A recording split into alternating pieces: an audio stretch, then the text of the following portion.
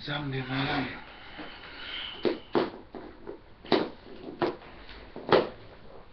Nzambe aza kitoko. Tolanda loyembo oyo avant tokota na dimension. Nzambe malamu. Nzambe musantu. Nzambe amebate. Nzambe azeleki. Alors, naza na message moko kitoko pona pokwa na lelo. Nzambe na biso aza malamu. Na chaque période, na chaque époque, Nzambe atombolaka mutu moko. Soki Nzambe atomboli mutu wana akomopesa vision, mutu wana akoya po adresser pe amema peuple kolongole na destination na point A komeme na point B. Ndenge moko abengaki ba Isaac, ba Abraham, batu nyonso. Nayebi ke ba mama ebele lelo bo regretter, bo leli, boza choqué. Kozala choqué te. Baïna na yebelaka ye pour la première fois. So aza sincère, ye muta benganga na phone. Abenganga na phone pour na nini? Parce que batu ya Manchester babengaki po ya obeta ngai. Batu ngo pe banani moko ya bandimi bazalo sambele pa nanga, leo na invitaka mukendi Chibwabwa ayi kote pa nanga, place to be banana Chibwabwa po autaki avant aya kote ya akotaki na toilette ya église. Cassette wane ali soki botali yango je crois na YouTube be wapi bomona ke mukendi l'air tozo kota ngana na l'église to koti ya leki na toilette l'air adimi aloba na miso bato babeza na ba pasteur misatu ba yaki na église basala kaka liboso église po bato so ba koti bakimaka. Alors l'air to sisi prière aye na ndako atikala jamais kokota na chambre nanga bavandaki na chambre ya bana po bato solola abi abondela pona mama benananga po milimo mabe oya batu bayaka ko menacer biso bakoka biso te. Mais na entretien alobi nini aza na parrain na ye azaka na Birmingham comme na ye patriarche Bukasa akosokola biso mai akopesa biso ba mafuta moko yela biso batu ebele po ye ana batu aza na église mibale moko na Birmingham moko na Coventry. Azo bosa na ke muto ya tangaki kombo lenga na ngende ko land bato land nde bakimisa epe muto apesa ye mukanda po alongolanda ya kotoyo nde ndako ngana komelaki pe banda koma apesa bango ta merci te pe kuna akangaki azaki ndoki epesa nga kanda na gifla ye na ndako nanga tukabwana ne mabepo alingaka apesa nga kisi na boyaki. Alors abandi ko intoxiquer bana aye ozwa mwana mwasi moko ametisa za kosamba na église pa nanga akoma pe kosala na restaurant na mama benale na sala mama ben na restaurant ba formé aleka na TV ki ngana ngaki na violido témoignage à liboso ngaka na TV bo ngauza la surprise na ole ki pa boni que proverbe 30 a viola mwana mwasi moko église et pourtant mwana mwasi wana na tikala jamais kolinga ye aza mwasi kitoko aki ya métis na église kutunga na za kotikala na bana neleri azoke na restaurant kosala na mama bena na za kosuela kola mwana nga. Mais ingeza la bon maître baina bengi na bi pasta na landaka yo ngape na binga pe na landaka yo ayesi na bino baye kofunda yo epana nga balobi yo oza na problème na bandimi na yo.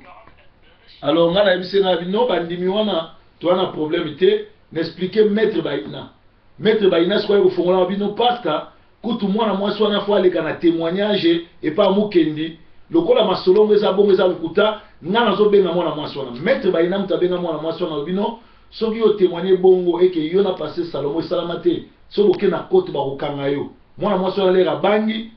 maître baina websanga bi pasta na bomi moto lokola na yebi eza lukuta na moni na ba text message mukendi afinga kona mwasi na bana donc nga na bomi moto nga na somi likambo nde place na yebo sepela na maître baina parce que salaki neti asovaki nga po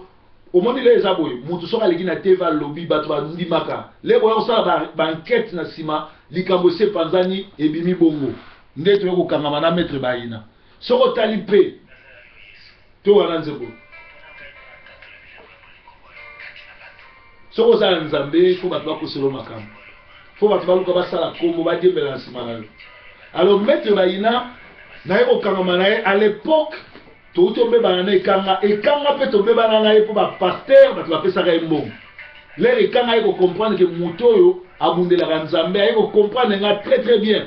to kanga mana ekanga ti leo mutako kabula soto donc bayina soka zana mutu solo ye mutu abenganga tanga zo ba ke pasteur Salomon lukanga tetu ayibi ke za lukuta et témoignage à lelo soke leki c'est parce que tanga te ayibi ko tanga te na lettre wana ezo la sa bien que ba meli mutu te meaxi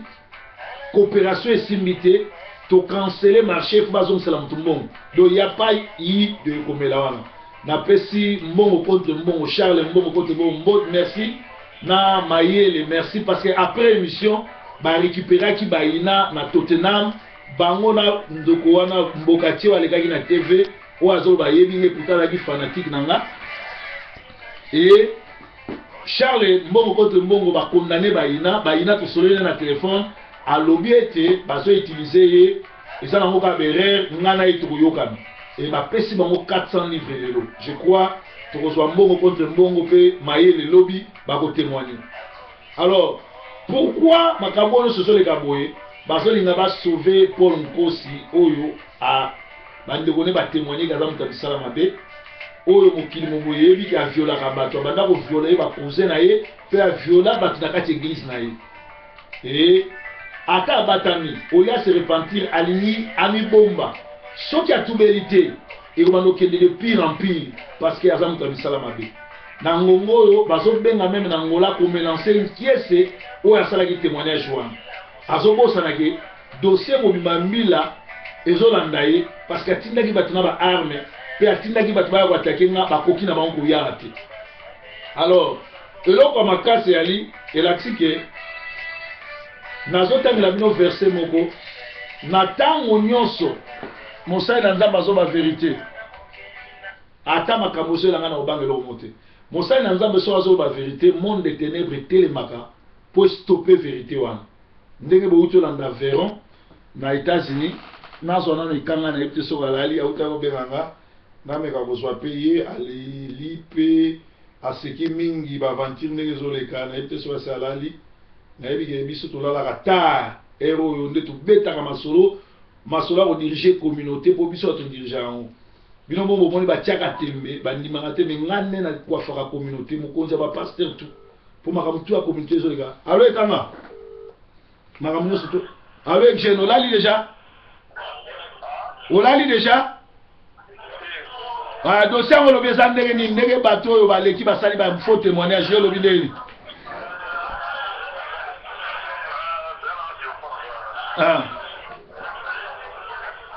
oza place makelele mpo oyo nazwaki oyo ekotaki bien te comme naosala émission nalingi bato bayeba vi na yo eza ndenge nini par rapport ya lokuta monene oyo basali bamontage tout et tout et tout.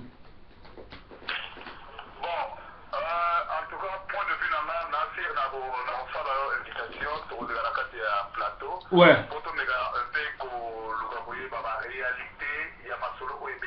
Bon. Mais, point de vue sur Magamboana, vraiment c'est désolé, parce que la communauté congolaise Mobimba est dessus dans le comportement et l'équipe Lelo à niveau de la télévision. On a dit que non, tant que les caca, on va bateau, et ça a un problème, mais conseil vraiment de ça que émission où l'équipe Lelo na la mis en côté mais na oki ba télé ba beninga pour la voyer ça que non émission où l'équipe mais il y a eu beaucoup de critiques OK selon censure il y a télévision exaté forme à télévision exaté mais to corriger parce que ba ça il a déjà copie on a dans on a gata ndako donc tant que tu regardes l'émission tu remets to décortiquer et loko moko et ça na ba erreur T mais ils ont des fautes graves, même il y a prononciation en français, et tout, c'est-à-dire rabaisser la communauté Nabiso, comme si les bateaux ont des compétences intellectuelles, il y a des capots dans le Mandengo, mais pour corriger, et ça la moi bien, tant pour ça l'émission, na yo, mais ça la bien pour corriger ma bêtise, surtout les salés. Kitoko Ndegolanga, merci mingi pour la intervention na yo. Yo nanga to benga na biso comme ça tu vas développer problème ati. Pas de souci. Eh, si on ndenge bato balobaki baboyi na bango matabisi ba ya po ba combattant ba yebisi ngoma soki ozoluka problème na proverbe oluwaki Davis bis moko tia mwasi no na bana musu yo moko kende ayete akimi au PC conseil ni na place wana je crois que na rencontre na large nango déjà parce que Papa Ngoma azo représenté entre guillemets communauté mais Papa Ngoma akoki kotinda bato te bakenda kosala marche ya contre un individu oyo aza na problème na quelque tete ya bato moko boye soki oza na problème na bato eki eza problème ya communauté te bato wana fi barégler compte na bino na ndenge na bino mais biso tokoki kolongwa te par exemple neti bato balongwa mpo basala marche mpo bakende kosala marche sikoyo marche yango esimbi te qui gagne vraiment parce que marche esimbi te qui gagne après soki marche wana esalemaki résultat yango ezalaki nini mais mo nini baleka bakotisa yango vis-à-vis na baautorité britannique mpo bayebisa bango eloko nini bainforme bango eloko nini rôle ya Papa Ngoma na kati ya communauté eza yango wana te rôle na ye na kati ya communauté ezali d'abord soki problème eza na communauté oyo ke biso tozokoka kosa sortir na kati ya Angleterre c'est alors que Papa Ngoma kozwa temps na ye ya kokutana na baautorité britannique mpo na koyebisa bango voilà kese na biso oyo tokomona clair te bana na biso bazokanga bango solution eza te biso moso to apply mpona likambo par exemple ya Congolese Community Center tokozwa yango te pourquoi injustice wana mpona rôle Papa Ngoma bakosala yango wana eza na rôle te oyo influence bato yoyebisa yango keno bokende kosala soki piqué ça n'a rien à voir na communauté oyo asala yango eza par propre sentiment ya ye moko ils ont concerné Matumorote. C'est pour cette raison que même eloko yango esali fiasco et décrider les sous et qui dit valeur na ye makasi par rapport à vos responsables ya niveau communauté. Donc il faut bato basala ba job description ya bango ya bien balanda yango bien job mosala nga na zwi yango ezolobela nini otangi yango nano oyebi yango ke nakozala responsable mpona koloba boye et puis nayebisa bacongolais oyo bakolanda yango soki bazokoreproche motu oyo aza représentant ya communauté ou bien na domaine moko boye ça n'a rien à voir ya bato bakota na sentiment wana parce que lelo soki olobi ke eloko soki Papa Ngoma azalaki vraiment responsable ya bien na kati ya communauté moi je crois que démarche elingaki asala elingaki kosala akende na biso na amnistie internationale mpona tokenda kofunda bato oyo babomi bango na kati ya Congo tofunda bakanyama tofunda bapolice kanambe elingaki kozala bien mais oyo ezaki biso bacongolais totelema parce yo na ye kozala problème iya ya kotia biso influence totelema to kosala pétition mpona makambo wana ezoconcerne na biso te donc soki zo bazoparle mpona pasteur Maps tomoni yango awa ebele bapasteur Maps so basala campagne bazoluka bato na bango basala na campagne na bango mais soki lelo tomoni makambo ya Congo tokomona pasteur Maps baokanga monoko est-ce que bapasteur Maps badirige banani na kati ya l'église na bango mais bazodirige bacongolais bato mosusu tozili te so baodirige parce que avolo batambo soki nga naza congolais te oui tocomprendre mais sikoyo baoyo baodirige bacongolais il faut quand même tozwa solution sur makambo yango koma bato bakofanda monoko nye bakangi monoko na bango po batikala bato et pourtant bazodirige bato na kati ya baeglise na bango eza na biloko moto ya sens te et soki ekomi likambo marke na badi bazotaki église te bazotaki individu oyo azosola bien te mais je crois que nakota na badetail nango mpena bien ntango tokutana na très bien na kati ya plateau. Merci mingi Ekanga le grand journaliste na sepeli l'intervention na yo mokili ezolanda yo wana lobi olala bien.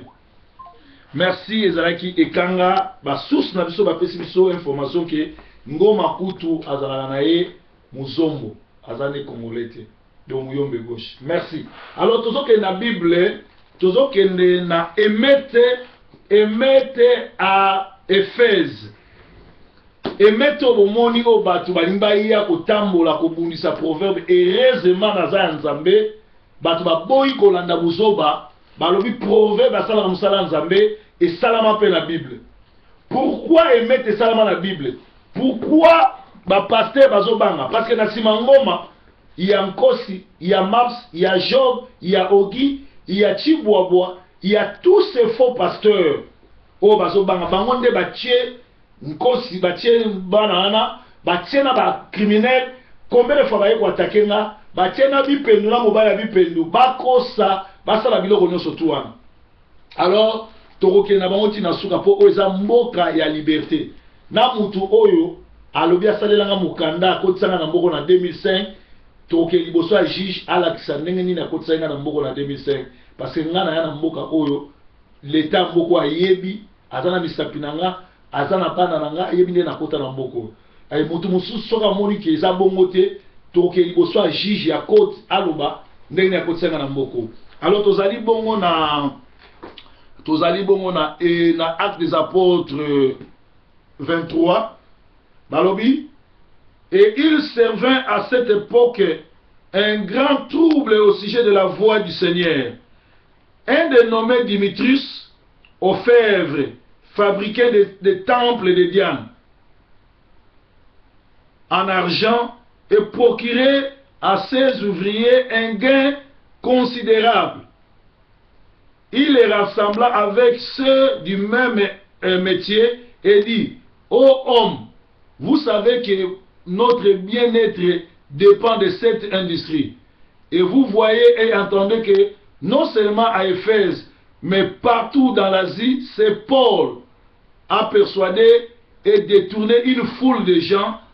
en disant que les dieux faits des mains des hommes ne sont pas de Dieu. Le danger qui en résulte, ce n'est pas seulement que notre industrie ne tombe en discrédit, c'est encore que le temple de la grande déesse Diane ne soit plus pour rien. Le temple de la grande Diane, Diane soit tenu en rien. Et même de la majesté de celle qui est révérée de toute l'Asie et dans le monde entier ne soit réduite en néant. 28. Ces paroles les ayant remplis de colère, ils se mirent à crier: grande est Diane des Éphésiens. Toute la ville fut dans la confusion. Ils se précipitèrent tous ensemble au théâtre, entraînant avec eux Gallius et Aristarque, macédoniens compagnons de voyage de Paul. Paul, voyant se présenter devant le foule, mais les disciples l'empêchèrent. Alléluia. Tous allons on a Actes des Apôtres 19, 23 à 31.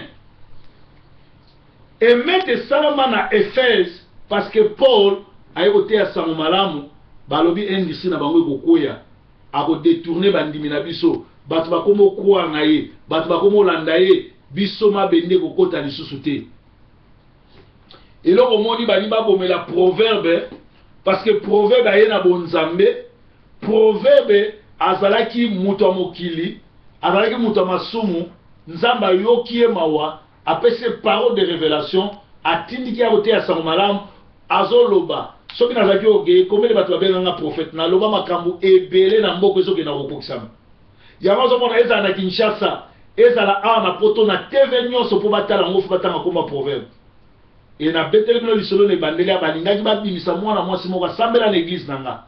Na batela bana na ye, aleka na TV ke na viola ye. Muto asovanga maître bayina. Yango monaki na kangamaki na maître bayina tozako legane na TV. Mais mukolo to beba na maître bayina po bipendo azolega na TV. Azofinga nga, azofinga mama bena, azofinga bana nanga ke babotolanga bana bakanganga mukanda, bakanganga passeport lukuta na TV wana kaka makambo lukuta bayebi vina ngate bana nanga bazana société bana nanga bazepa nanga bakanganga mukanda te po dernièrement na uti France mama bena kinaki France na bana pe mama bena vendredi o susu azoke de Paris ko tika ba fiche ya fois kumputu mais baleka na TV balobanga na zandoki mama bena ndoki l'état ça na bloc wana nyos. Alors maître bayina bengi na téléphone abi Marceline ozoloba bien ngabu nazaki na lead ponga na landa be mission na te bat ba yebi na landa te même o ya lobile za koleka na za yota na match pas passer mais bat ba so benga nga pasteur za neni ba mo za neni na zo répondre bon comment yo mutu na yo batu na yo oleka na bona TV olia kana bango bomelaka mutu azo kosela ba makamu yo bengo encourager tina mama bena benga ga yabi ko benga ga biso soute so ga gi sense falalo ba bongo. C'est-à-dire que va comprendre que proverbe a nguya nzambe tala ndenge na détruire nkosi tala ndenge na détruire misala Eva tala ndenge na détruire za makambo ya Jérémie ba ina lera zolo ba que Jérémie akota libala te akosi na ba semeki ya Jérémie mokili mo ba yebi que Jérémie akota libala Max yemo n'en parlons pas et même Zubi n'en parlons pas oyo ayemba n'en parlons pas déjà clique ya bato misala mabe eza clique ya ba sataniste yango moni balobino tozwa petit oyo comme approcher qui ya utaki village approcher proverbe basali business et simbité tozwa décharge oyo to travailler yango to bimisa lokola melinga la meliete pour na pesa rimbo na na yibi mutute na kosi mutute. Donc Emete Salami to zwa batu to kita na Manchester to ke de la marche yoka président communauté soi-disant président communauté aleka na TV finganga asala be mission pe a lobby population et koya na Manchester ko sala marche liboso ndako nanga azokosa que police apesi bango autorisation. Pourquoi bakoseli police makam? Pourquoi bazo s'agiter? Tout simplement pour ndeko ya sakayon sa témoigner kombo ya kiese ezaka ya bakosa biso kiese ye moko alobi azwa kombo wana nzoka kombo wana eza kombo ya cousine na ye oyo alingaka violer pe a viola bana église na ye témoignage yali pe atinda bana ne batake baina batake ekanga. Donc baza troublé bazo lenga pour prouver baza na puissance en Nzambe bayaka na butu na bakombo bayaka na butu koloka esimba te yango baye na moni pona betaka bango na butu. Job neve na ye na mboka oyo batu bayebi barefula ye po aza na kindoki mais neve ya Job alobi nini moto apesa ye kindoki eza ndoko na ye eza ye sikoyo neve na ye arefule ye bino bato okenda na église akolibere bino ndeni. Entre temps bino moko bolanda walesa azotémoigne ndenge Job apesaka be information na ngai c'est-à-dire mpe Job akende pa walesa asimbisa ye biloko atravaka na onction satanique bazolenga mpo nga na nguya Nzambe namonaka makambo Nzambe alobelaka nga. Ils ont essayé à détruire nga, ya kofunda nga na la police, ya kofunda nga na immigration, siko ba komi koleka na TV ba luka ba kosela nga makambo neti ba humilier ngai. Et pourtant, ngale na sala ngona osa na bolingo po baza la sauver. Ba ko humilier nga te parce que naza muto kokakola te. Naza kana ndako ezanga, mwasi na nga na bana bavanda ipana nga, naza na bandako mibale te ndenge la plupart ba pasteur wana baza bandako mibale, moko atia locataire, moko avanda ye moko. Soki ya solo mutana nyongo na yo azofuta te oleka na TV te oke na police po ofundo bien na côte. Soki mutana na mukanda lokuta oke na TV te oke na l'état ofundi. Pourquoi bango bazoke na l'état te bazo ya na TV. Na mutu oyo amona nga mbala liboso na Londres aye okanga photo na ngai. Asengi ndeko na ngai a présenter ngai. Toka na photo approcher ngai po aya osaba bêtise. Yamana batabandu nyonso babengi nga na comprendre eza na ngonenga batabandu ndo bauta village tozana batabandu ndo malamu tozana bato comportement ya ndeko wana sali ezali comportement bato bauta village et puis na famille ya mutu wana bandeko ne chaque année bakundaka mutu moko donc ye déjà za envoûté na yo saki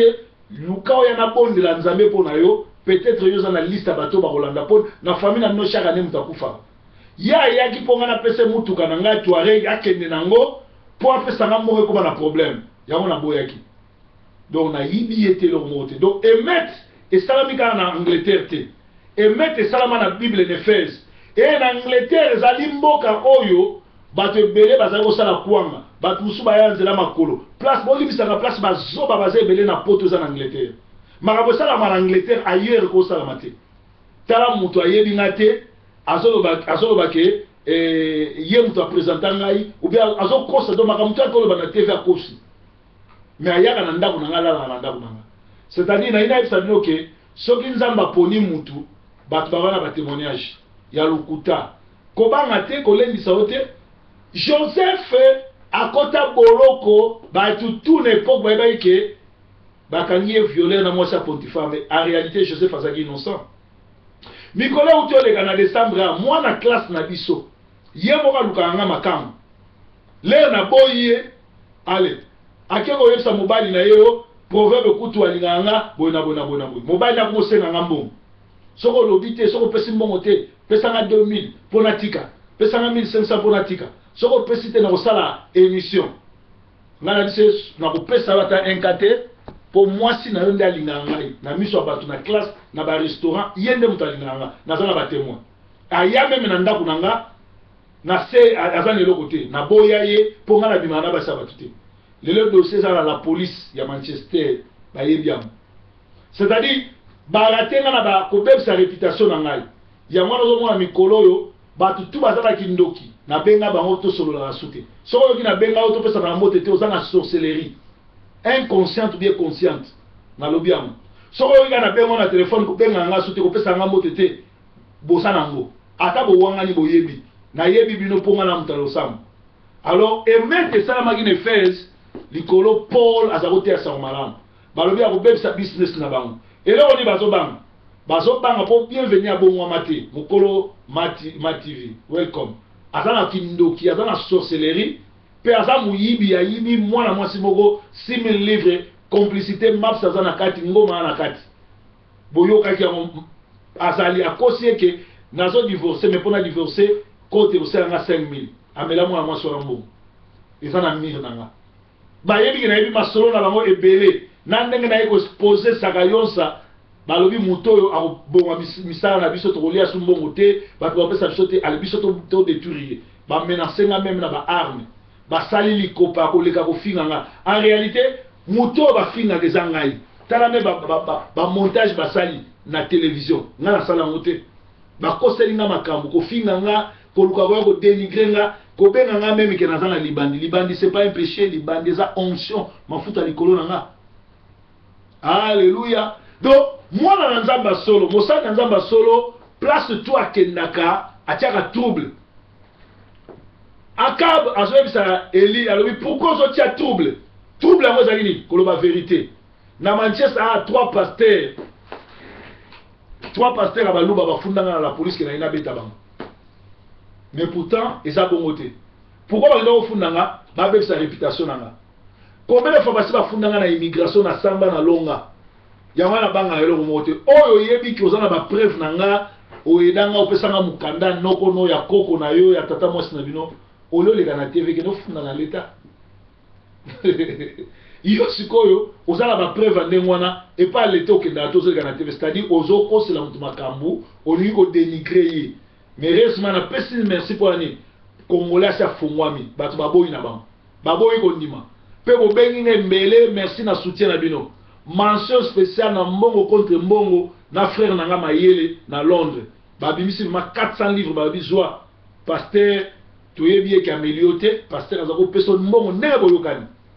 na ko so pe gilanza na Manchester a ko témoigner yem tazako zo mbongo. Alors na ngai na sabino ke soki nzamba za na yo ba ko bundiso yo ba ko luka ba be sa réputation na yo Joseph ba be sa réputation na ye mais na boloko Pharaon pesa ki bag après c'est robe alobi bandal le komone komi paf naf panea muto ala tsakanza ba za simane proverbe aza très fort oyo azali mukonzi ya ba pasteur pe mukonzi ya diaspora makamu nyonso zolekela awa muto ko break ngazate muto ko buka ngazate naza incoupable imboucable bo sala ba émission bosali lukuta bokosi bosali nyonso bato bandimi na binote basi basepeli nanga bamese nanga parce que proverbe eza Brown proverbe 30 eza Mark proverbe 30 aza Yesu proverbe 30 eza mosali na nzambe mutu moko akokobuka ye aza te eya na butu ya na moi mutu akobuka nga aza te. Merci na congolais nyonso azosoutenir nga merci na congolais nyonso animeli ngai merci na congolais nyonso azali touché namoni bamama mosusu bakobenganga bazwi palpite nayesi bango mama bobanga te botanga lettre wana bien pasteur ameli butute na reconnaître que marché sili faut bazong sele mbongo na ye pe na sala kango na nyungu na yete na boyi ko fute mbongo te na futa kaye pe makambo ko na suka. Alors eloko tozozela akende na court akende sa juge ndenge ni apesanga mukanda na 2005 et bato bayebi nga na ya Angleterre na 2005 te mbala liboso na Angleterre zaki na 99 na ya poto banda 86 donc ayebi ngate ayebi atanga nini te ayaka epananga lokola fana kanga photo nanga aduki ayeba nanga na l'extrait même na TV ofele mais mutu azaka mutu oyo nzamba loba mutu ako changer mwaza te nga naza Yesu. Les fils de la promesse ne meurent jamais. Merci pour notre soutien na bino nzambe nanga pambola bino bao babet samaki mabaku vérité yango soki tembe bayana d'évidence ke na kosi. Merci.